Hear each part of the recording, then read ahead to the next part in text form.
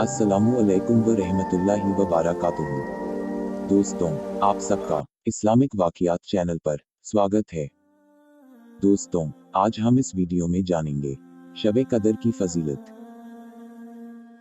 लैलतुल कदर और उसके फ़ज़ाइल। माह रमज़ान की मुक़द्दस रातों में से एक रात लैलतुल कदर कहलाती है, जो रसूलुल्लाह सल्लल्लाहु अलैहि वसल्लम की उम्मत पर रब्बे ज़ुल जलाल की तरफ से खास इनाम है। कुरान करीम में इस रात को 1000 महीनों से अफजल बताया गया है।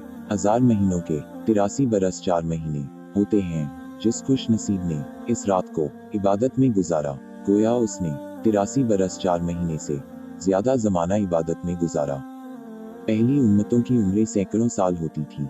अगर कोई नेक अमाल में उनकी बराबरी करना भी चाहे तो ये उसके लिए मुमकिन न था, लेकिन रब्बे कायनात ने इस उम्मत को शब कदर जैसी मुकद्दस रात देकर पिछली उम्मतों की बराबरी, बल्कि उनसे आगे बढ़ने का जरिया इनाम के तौर पर दे दिया।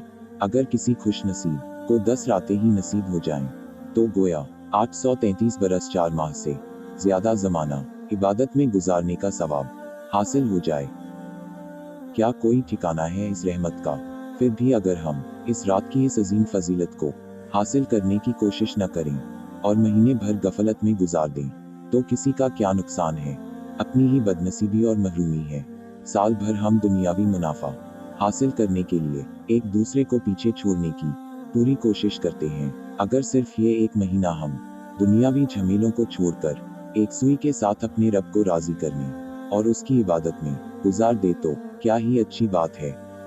बुखारी शरीफ की रिवायत है, रसूलुल्लाह सल्लल्लाहु अलैहि वसल्लम ने आखिरी अशरे में इबादत का ज्यादा एहतमाम करने का हुक्म दिया।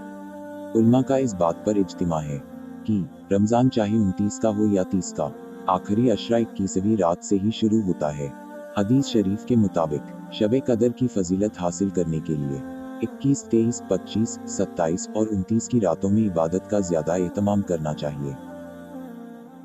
मुस्लिम शरीफ की रिवायत है कि रसूलुल्लाह सल्लल्लाहु अलैहि वसल्लम लैलतुल कदर ही की फजीलत हासिल करने के लिए रमज़ान के आखिरी अशरे का एतिकाफ किया करते थे।